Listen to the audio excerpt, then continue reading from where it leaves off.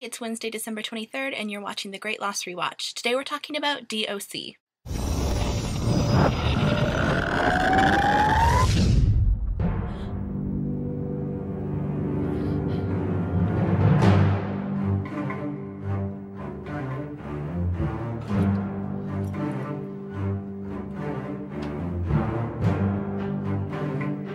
That would be D.O.C, not D.O.C, like some people thought in the comments of Liz's last video.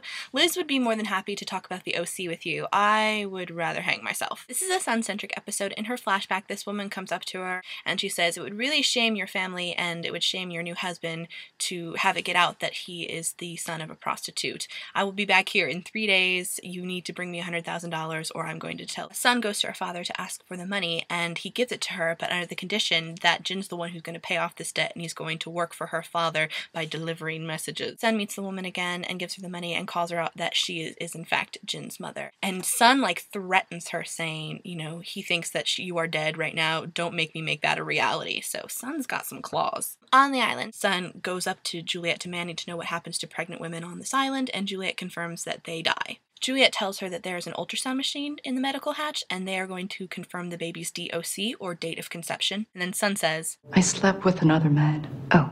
She says she loses either way. Juliet's using the ultrasound machine. Our 815 people came to the island 90 days ago, and according to the D.O.C, she got pregnant about 53 days ago. It's Jin's. And then Sun reminds us that this is kind of a miracle baby because before coming to the island, Jin was infertile. Juliet explains that you have the normal sperm count, but for some reason the men on the island, it's 5 times the normal amount. That's good odds. I hate to admit it now because we were so wildly wrong, but I was totally in the camp of people who thought, or is it Michael's? Because you have to admit, looking at the first season and the way that Sun and Michael would kind of look at each other awkwardly, I always thought there was something going on there. They're about to leave and Juliet says, "Oh, I just want to go make sure that we covered our tracks. Why don't you wait out here?" And Sun says yes. And I know that Sun's caught up in an emotional moment and she really kind of feels like she can trust Juliet now, but seriously, go with her. The real reason that Juliet goes back is to record a message to Ben, and she's going to have samples for other women as soon as possibly can. And then she turns off the tape and says, "I hate you."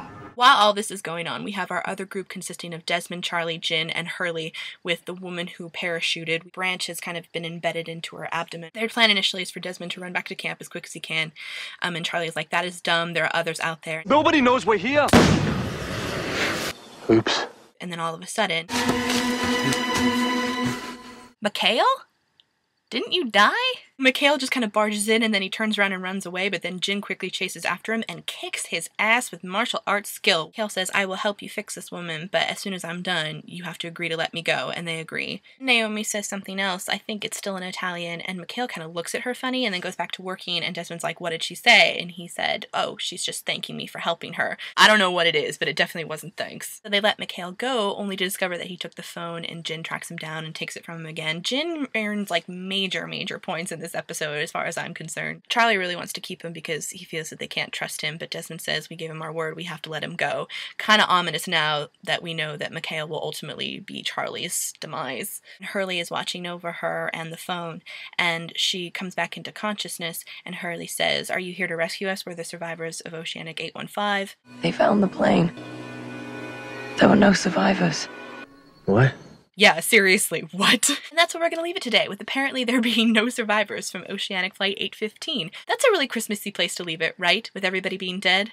No, it's not. But we have, you know, Sun being pregnant and the idea of new life. That's very Christmassy, although Sun is probably going to die from said pregnancy. That's not very... Okay, so Lost isn't a very Christmassy show. If you want to celebrate Christmas the Lost way, then I guess you would call your old girlfriend with a phone number she gave to you 8 years ago when you were traveling back and forth through consciousness. We're taking Christmas Eve and Christmas Day off, so Liz will be back on the 26th to talk about the brig.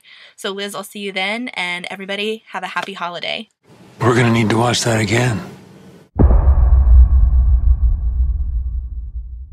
And I know what you're thinking. You're thinking, Lesley, it looks like you're recording in a closet. It's because I am recording in a closet.